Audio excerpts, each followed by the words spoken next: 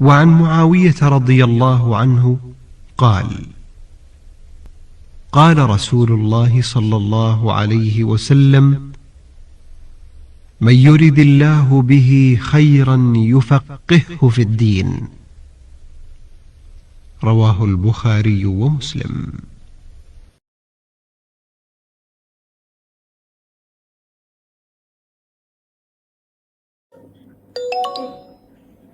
Bismillahirrahmanirrahim. Alhamdulillahi Rabbil Alamin. Wassalatu wassalamu ala ashrafil anbiya wal mursalin wa ala alihi wa sahbihi ajma'in. Qala muallifu rahimahullahu ta'ala wa nafa'na bihi wa bi ulumihi wa ulumi sa'iri salihin fid dharaini amin. Sebelumnya kita sudah membahas bahwasanya fi'il itu terbahagi tiga. Yang pertama fi'il madi, sudah kita jelaskan tanda-tandanya. Kemudian yang kedua kalau di kitab ini yaitu fi'il amar, sudah juga kita jelaskan definisinya dan tanda-tandanya. Dan masuklah yang ketiga, fi'il yang ketiga, wal mudhari'u. Adapun fi'il mudhari, yaitu tandanya makana fi awwalihi ihdaz zawaidil arba'i. Yang mana fi'il mudhari itu adalah fi'il yang ada pada awal fi'il itu salah satu tambahan yang 4. Ya jama'uha qauluka anaitu. Yaitu kalau dikumpulkan akan tanda yang 4 itu oleh perkataanmu, yaitu anaitu. Hamzah, nun, ya, ta. Jadi fi'il mudhari itu tandanya ada di awalnya salah satu huruf hamzah, atau bisa jadi nun, bisa jadi ya, atau ta. Contoh kalau hamzah ansuru, nun nansuru, ya yansuru, ta tansuru. Tetapi bisyarti an takunal hamzatu lil mutakallimi, dengan syarat bahwa ada hamzah yang terdapat pada awal fi'il mudhari itu bimakna mutakallim. Mutakallim adalah orang yang berbicara. Contoh nahu akumu, saya sedang berdiri. Berarti pelakunya adalah saya. Itulah yang dimaksud dengan mutakallim. Kemudian huruf tambahan yang kedua tadi di sini nun. Wan nunu, adapun nun lil mutakallimi, untuk mutakallim, wa ma'ahu ghairuhu awil mu'azzimu nafsahu atau mu'azzamu nafsuhu. Nun menjadi pertanda fi'il mudhari itu mustilah nun itu bermakna kami, atau mu'azzamu nafsuhu, atau digunakan nun itu bermakna mentakzimkan akan dirinya. Contoh misalnya di sini nahu nakumu, kami sedang berdiri, atau muazzimu nafsahu, atau digunakan nun itu bermakna mengagungkan dia akan dirinya, seperti dalam Al-Qur'an inna anzalnal qur'ana, inna sesungguhnya, anzalna kami telah menurunkan akan Al-Quran. Allah menggunakan lafaz kami, lafaz nun di sini. Bukan berarti menunjukkan Allah itu banyak, tidak. Yakni Allah itu menjelaskan akan keagungan dirinya. Itulah bimakna nun. Jadi nun ini ada dua maknanya. Bisa kami, berarti 3 orang atau lebih, atau kami di sini dipakai untuk menjelaskan keagungan dirinya. Terus wal ya'u lil ghaibi, dan ia yang terdapat pada kalimat ana itu, yaitu menjadi salah satu pertanda pada awal fi'il mudhari, haruslah bimakna ghaib. Ghaib itu orang yang ketiga atau orang yang dibicarakan. Bukan lawan bicara, bukan yang berbicara, tapi ghaib itu yang dibicarakan.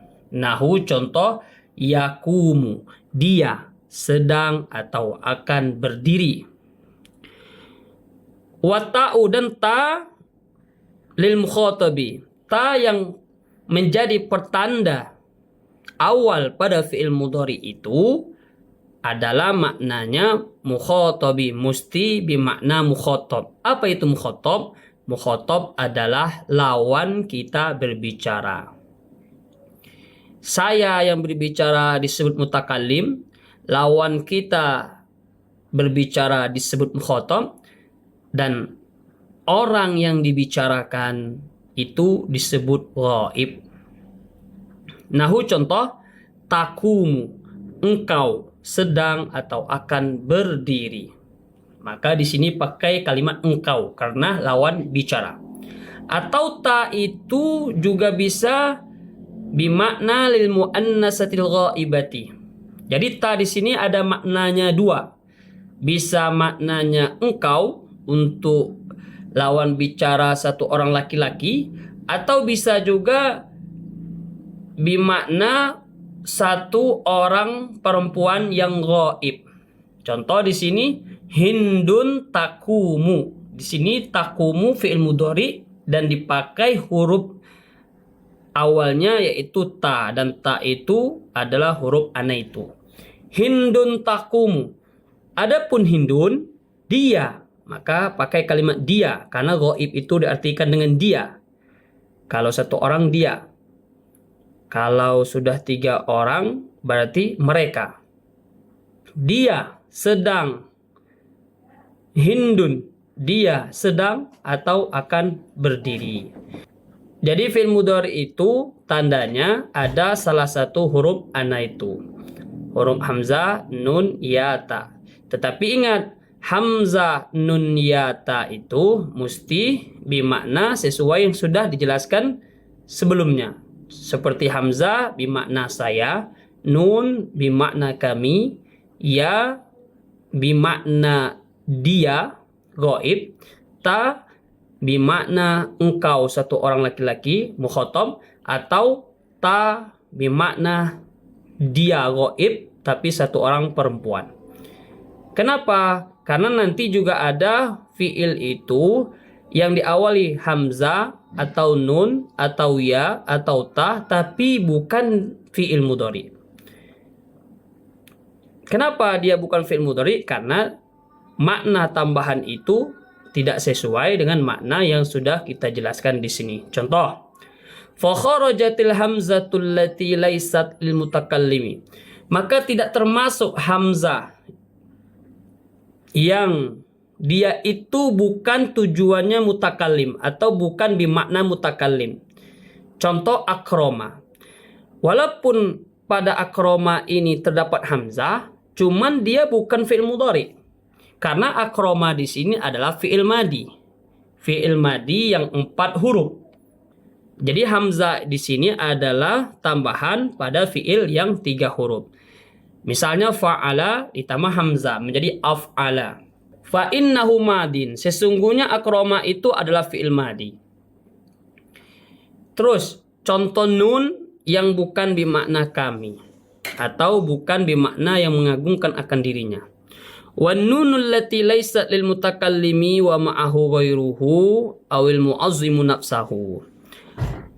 Adapun nun yang tidak bimakna dia dengan makna mutakallim, yaitu mutakallim wa ma'ahu ghairuhu, bukan bimakna kami, atau nun yang bukan makna mengagungkan akan dirinya, contoh narjasa zaidun ad-dawa'a. Bunga itu oleh si Zaid ad-dawa'a, menjadi akan obat. Jadi di sini maknanya iza ja'ala fihi narjisha. Apabila si Zaid itu menjadikan bunga-bunga itu atau tumbuhan itu fihi, yaitu pada obat.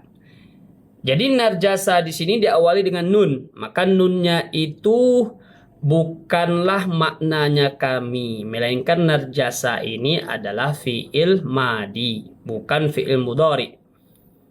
Fa innahu madin, sesungguhnya narjasa itu fi'il madi. Kemudian ya yang bukan menjadi pertanda fi'il mudhari. Kenapa? Karena ya di situ bukan bimakna ghaib atau bukan bimakna dia. Contoh, wal ya'ul lati laysat lil ghaibi. Adapun ya yang tidak ada dia itu bimakna ghaib. Nahu contoh, yarna'a zaidun syaiba. Telah mewarnahi oleh si Zaid asyaiba akan uban. Iza khodobahu bil yarna, apabila mencelup dia si Zaid akan ubannya bil yarna, dengan inai. Yarna di sini bermakna inai. Fa innahu madin, sesungguhnya yarna a itu adalah fi'il madi, walaupun di awal dengan ya, namun ya di situ bukan ya yang dimaksud dengan huruf tambahan pada fi'il mudhari. Wal yarna hiyal hinna'u. Yarna di sini maknanya hinna'u, yaitu inai. Wa kharaja bitta'il lati lil mukhatabi al-ghaibati ta'un. Dan tidak termasuk dengan ta yang bermakna mukhatab atau ta yang bermakna perempuan yang ghaib. Nahu contoh, ta'allama Zaidun al-mas'alata. Telah belajar oleh si Zaid akan satu masalah. Walaupun ta'allama diawali dengan ta, namun ta di sini bukan bermakna engkau, tetapi ta di sini hanya tambahan pada fi'il madi sulasi mazid 2. Artinya tambahan pada fi'il madi yang 3 huruf, tambahannya 2 huruf. Jadi ta di sini bukan bermakna engkau. Fahuwa fi'lun madin. Ta'allama itu fi'il madi. Terus fa'akumu pada misal akumu, wa nakumu dan misal nakumu, wa yakumu dan pada misal yakumu, wa takumu dan pada misal takumu. Af'alun mudhari'iyatun. Itu semua adalah fi'il mudhari. Liwujudi harfi ziyadati fi awwalihi, karena ada tambahan pada awalnya. Apa itu tambahan yang dimaksud di sini? Ani yang kami maksud al-hamzata, hamzah, yaitu pada misal akumu, qoma yakumu, kemudian diganti huruf tambahannya itu menjadi hamzah, akumu. Kemudian wan nuna, nakumu, asalnya qoma yakumu, ganti huruf mudhari'ahnya, huruf tambahannya itu menjadi nun, yaitu nakumu, dan itu bermakna kami. Watta'a dan ta, qoma yakumu, ganti huruf tambahannya itu menjadi ta, yaitu takumu.